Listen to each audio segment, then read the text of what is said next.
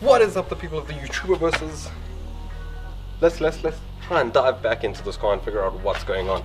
So, as you can see, it's still doing it. But I know you guys actually want to see what's happening, so let me start the car and I'll show you. It looks like a blown head gasket, basically, just with water everywhere. So let me see if it will actually stop.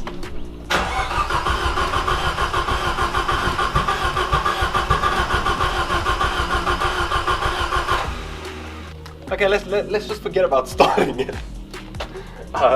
Yeah, so first thing we did off camera was I just pulled off the valve covers, we re-torqued the head studs. Notice that the torque was actually quite a bit out, so just remember, if you guys rebuild an engine, once you're done the run-in period, make sure you go back and re-torque those head studs, right?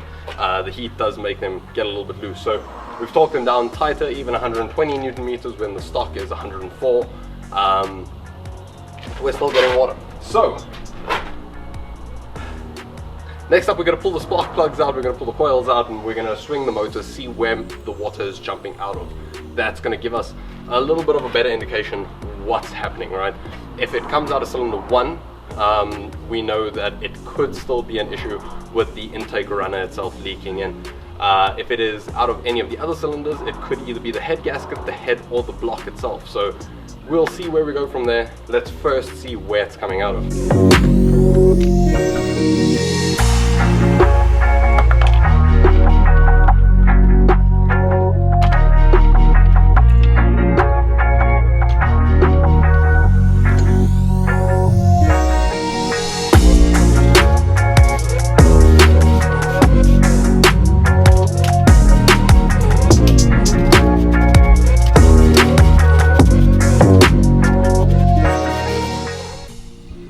This is exactly why you always need to be careful when it comes to removing spark plugs, because sometimes this happens and this is not something you want inside your engine, because this is porcelain and this will break parts of your engine. So if you guys ever do break a spark plug before it's completely out, make sure you get everything out before you actually remove the spark plug itself. So yeah, let's deal with this and then we carry on removing the spark plugs. One eternity later. So we finally got everything out. Let me show you what broke off and what fell in there. You might think, hey yo, metal is harder than porcelain. But get this in your engine and watch how quickly you'll have to dismantle everything and rebuild your motor, if not buy a new one, if this goes inside there. So that can basically mar the wall. So if this is the cylinder, it can create a gouge in the wall, allowing stuff to go past, and then you just have a whole big problem on your hands. So before it gets there, get the stuff out before you pull out the spark plugs. Now with that out, let's continue with actually removing the spark plugs. Just so you know, that took me like 30-45 minutes, but rather do 30-45 minutes now than have to rebuild an entire motor again, if we don't have to already do it to this one. So let's go. Okay, so we've taken all the spark plugs out of the motor. I'm gonna have to check online because 3 out of the 4, the porcelain on them broke. I'm not exactly sure what that is, so we're gonna have to check online. Once I know what it is, I'll let you guys know exactly what could have caused that. It could also be that the water is getting to them and therefore cooling them too rapidly and therefore causing the porcelain to crack, right?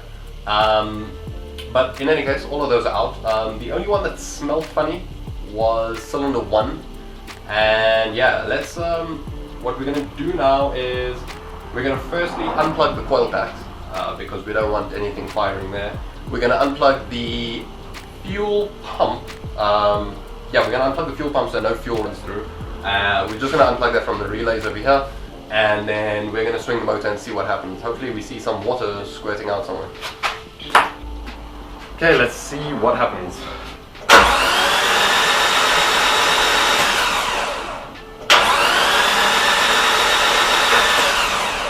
Not exactly sure what I was expecting. There's no negative pressure now, not causing it to therefore not suck anything in.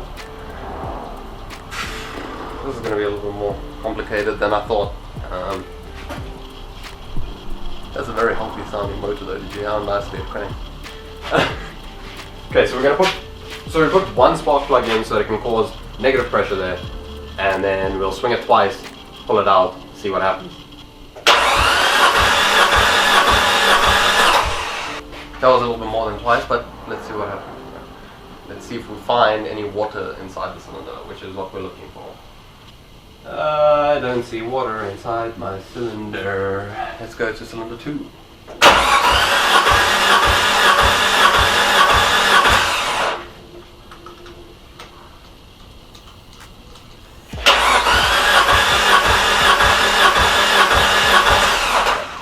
Cylinder 3.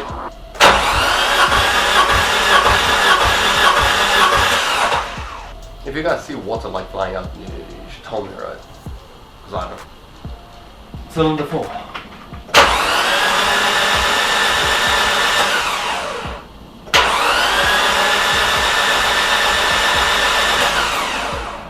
I'm not hearing compression on that cylinder. Oh no! Okay, so did you guys notice that when we put the plug into each other cylinder, you heard a distinct boop, boop, boop, boop, boop. You can kind of hear that there's compression in the cylinder. In cylinder 4, this is worrying me because the plug is in and the plug is tight. And we should hear the exact same sound we heard on the rest of the cylinder.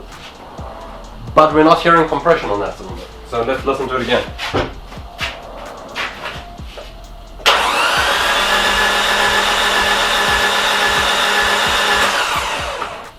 So I'll play the clip of cylinder 3, listen to this. Boop, boop, boop, boop, boop. Boop, boop, boop, boop, boop. Now listen to cylinder 4.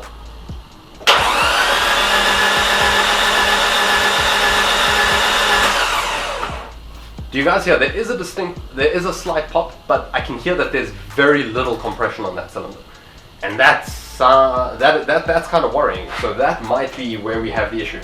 Now, what this could mean is the valves are bent there. 1. 2, the head is cracked there.